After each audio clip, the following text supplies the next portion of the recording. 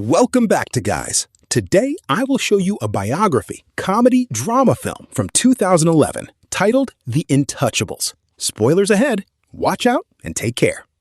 One late night in Paris, Driss is driving his employer Philippe through the city. When waiting in traffic gets too boring, Driss breaks the speed limit and begins driving quite fast, dodging other cars and not caring about traffic signs. This causes the police to go after him, and Driss bets €100 that he can lose him. But after driving under a bridge, the cops catch up by ambushing them from both sides. Driss doesn't look too worried, though, and this time he bets €200 that he can get them an escort. The cops make him leave the car, and he starts acting then, behaving offendedly and telling them Philippe can't move and he was taking him to the hospital. The officers find proof of this when they find the wheelchair in the trunk, and when approaching Philippe, they see him convulsing, which is also an act. Seeing as it's an emergency, the cops forgive Driss for breaking the speed limit and offer themselves as escorts on his way to the hospital. To celebrate winning the bet, Driss plays September by Earth, Wind & Fire, and when they arrive at their destination, he shares a smoke with Philippe as soon as the cops are gone. Driss promises he'll handle it and drives them away just before the hospital staff could find him. This friendship began many months ago. Philippe and his assistant Magali are holding interviews to find a new caretaker for him. But it isn't going too well, because all applicants have very standard or awkward answers to their interview questions. But they're suddenly surprised when Driss storms in, ignoring the fact it isn't his turn quite yet, because he only wants some papers to be signed saying they won't hire him, so he can get the unemployment benefits. He's blunt and a little rude, even hitting on Magali, but Philippe finds him amusing and asks him to come back the next day for his signed papers. Driss goes back to his home in a humble neighborhood and tries to take a bath while all his little siblings bother him, only managing to get it done in time thanks to his sister Mina, who was a bit older than the others and more responsible. While waiting for their mom to arrive, he looks through the window and notices his brother Adama getting out of a suspicious car. When the boy enters the apartment, he just says he was at school and leaves again after grabbing his bag, causing Driss to be even more sure that he's up to something. In the evening, his mom arrives, and he gives him a Fabergé egg he stole and tells her he's been away on vacation when she asks. She isn't happy to see him, though, because he disappeared for 6 months and never called, and now he's shown up out of nowhere as if her home was a hotel. As she's absolutely done with all his lies, and she has other children she has to take care of, she kicks him out and tells him not to come back. Driss spends the night having a smoke and some snacks with some neighborhood friends. The next day, Driss goes back to Philippe's house for his papers, and he's received by the housekeeper, Yvonne, who shows him around the place and tells him about Philippe's daily routine. She also shows him the room he would get for himself with his very own bathroom. Driss can't help staring at the bathtub before he's dragged to see Philippe, who offers the signed sheet of paper, but also a job opportunity. Driss accepts the 1-month trial, and Philippe tells him he bets he won't last 2 weeks. After bringing his things to his room, Driss is taught how to take care of Philippe. He must learn how to keep his legs stimulated, how to put him in the wheelchair, how to help him shower and change his clothes. Things get awkward when Driss discovers he must put on him some high stockings and even clean his butt after Philippe uses the bathroom. But no matter how much he complains and says he won't do those chores, he ends up accepting them as part of his job. Later in the evening, while he's enjoying a snack on the roof, he's interrupted by Philippe's daughter Eliza and her boyfriend Bastien, who are looking for a private place to make out, and he kicks them both out after refusing to share his beer. Driss quickly gets used to the daily routine with Philippe, even if at first he does make some mistakes he learns from, like handing the phone to Philippe instead of putting it on his ear or forgetting the baby monitor while having a bath. He also learns to organize his mail in different folders. Most of the letters he opens for Philippe, but there's a series of private ones he isn't allowed to look at. When he finds a flyer promoting female escorts, he decides to start a file just for those instead of throwing them in the trash, as Philippe says. It's not all work in this new life, though. Driss still makes sure to have a good time. He keeps trying to hit on Magali to no avail, and sometimes calls escorts to join him in bed. One morning, after Yvonne comes to his room to scold him for being late, she finds some dangerous weapons in his bag, but she doesn't comment on them yet. Driss's work today is to drive Philippe around, but he refuses to put him in the back of a van as if he was cargo. So instead, he takes him on one of the fancy cars that don't see much use. Philippe, who first thinks this isn't suitable and says they should be pragmatic, is soon getting excited at the idea of a faster, less boring ride, although Yvonne still disapproves. When they try to leave the building, there's a neighbor parked at their entrance, ignoring the sign on the door that says it's forbidden. Driss wastes no time and goes after the guy, grabbing him by the front of his shirt and threatening him until he moves the car. Philippe is impressed by his actions, but Yvonne, once again, disapproves. The pair goes to a museum, where Philippe is planning to buy a piece of artwork that Driss considers not worth the money, because it's just a red blotch on the canvas. Afterward, Philippe meets with a relative of his, who tells him everyone is worried about Driss since he can be violent. He's also discovered he has a criminal record, but Philippe doesn't care. He appreciates Driss because he doesn't pity him and doesn't mind joking around with him.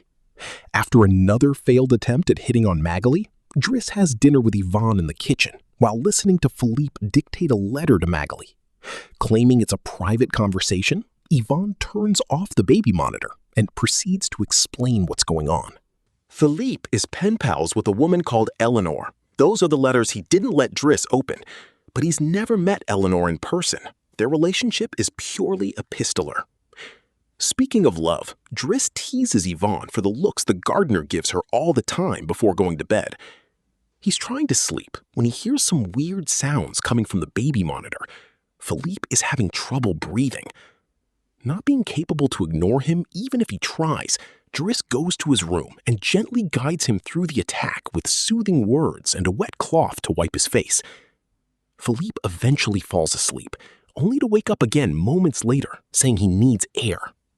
This time, Driss doesn't hesitate. He puts Philippe on the wheelchair, covers him with blankets, and takes him out for a stroll by the river. This is the first time Philippe has seen Paris at night in a long time, and now he's more relaxed. He explains to Driss that the medicine can only do so much, and he sometimes experiences phantom pain. When they see some girls walking by, Philippe also confesses he isn't capable of pleasuring a woman because of his situation, but he still can enjoy some satisfaction when he gets his ears massaged, because they are sensitive zones. When the phantom pain threatens to appear again, Driss shares one of his joints with Philippe, who is skeptical at first, but ends up loving it.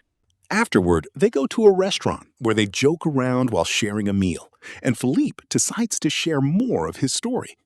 He met his wife when they were students, and shortly after they got married, she had 5 miscarriages and was diagnosed with an incurable terminal illness.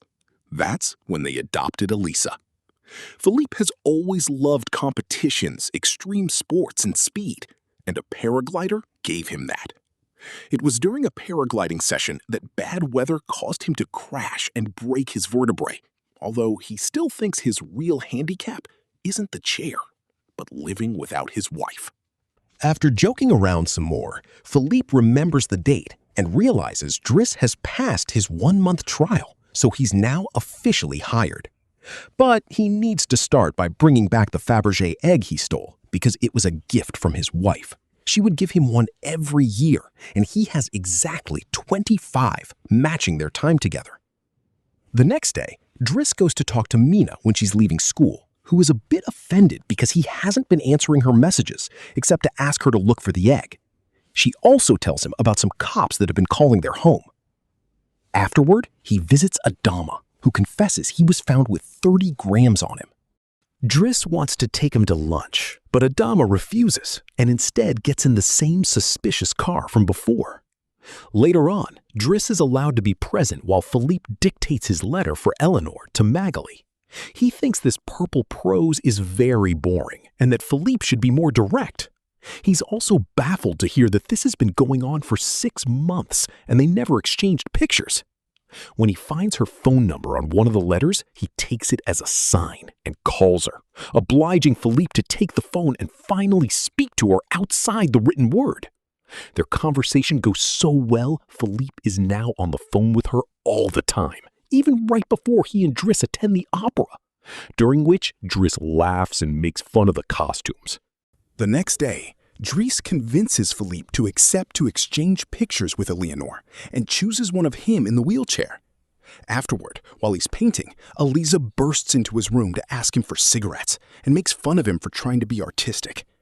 Getting angry, he kicks her out before going to see Philippe, who is currently asking Yvonne to change the chosen picture for one of him when he wasn't quadriplegic. She hides the picture inside the escort file right before Dries bursts in, complaining about Eliza and telling Philippe he needs to discipline her, something Yvonne agrees with. Philippe agrees to talk to her, but he's mercilessly surprised when Dries lets it slip that he's been painting. Days continue to pass, and the friendship between Philippe and Dries continues to grow. Dries takes him to play in the snow and brings him with him when he goes out for a run. Philippe gets him his first suit and scolds his daughter, while Dries listens to him through the baby monitor. When Dries finishes his first painting, he shows it to Magali, who slaps him when he tries to kiss her.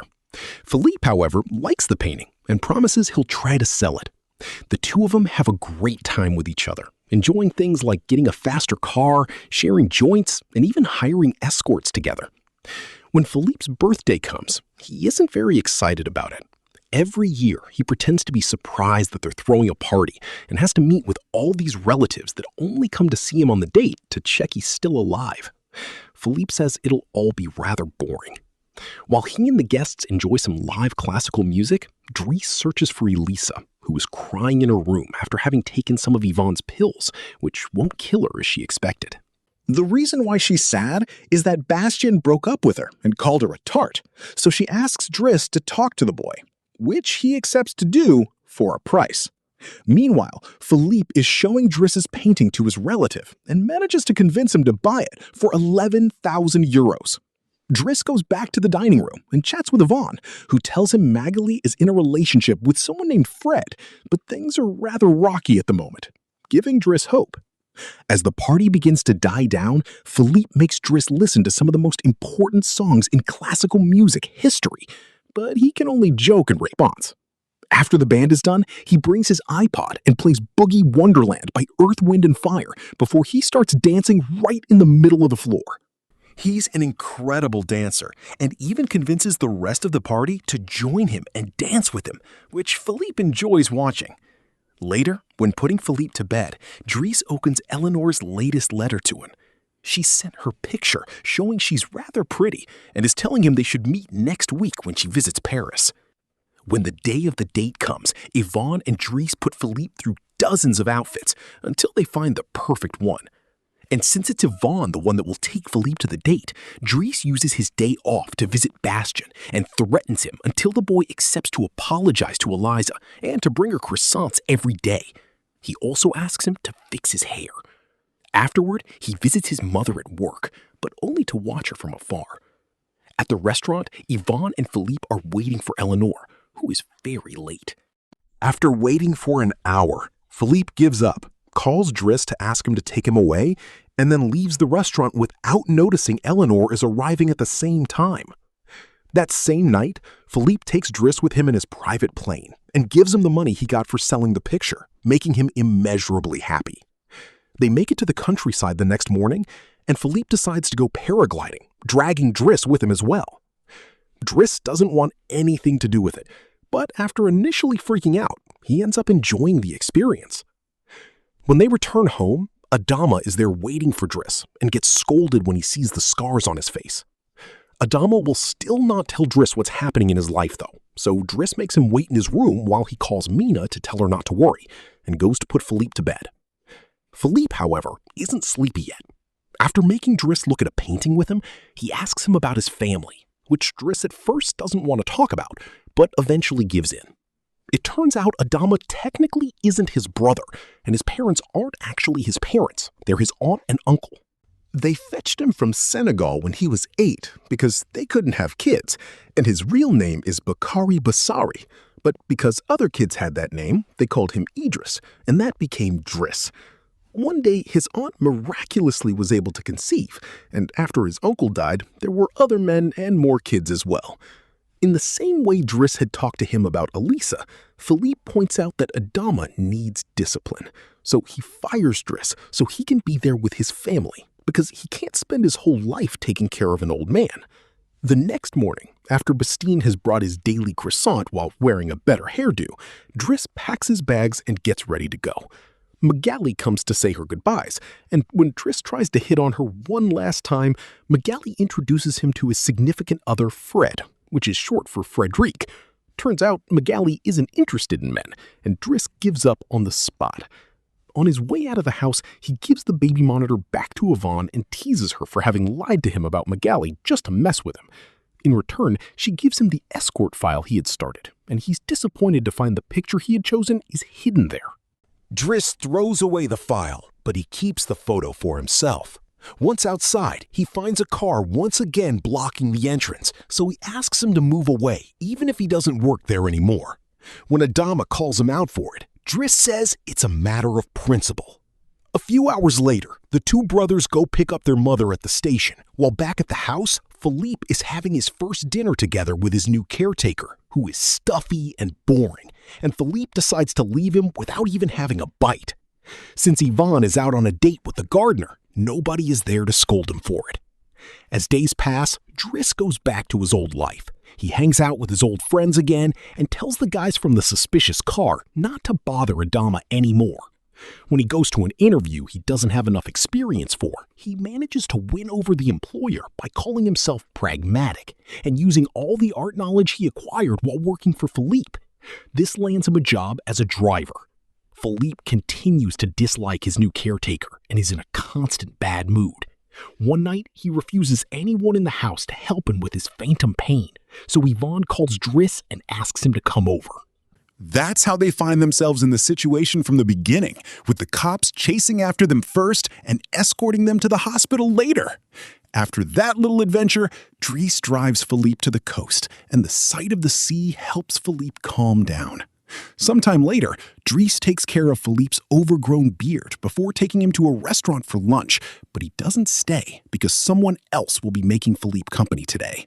Driss wishes him luck and finally gives him back his egg before leaving, and Philippe starts worrying about being alone until he sees who his date is, Eleanor, who is delighted to see him and doesn't mind the chair at all.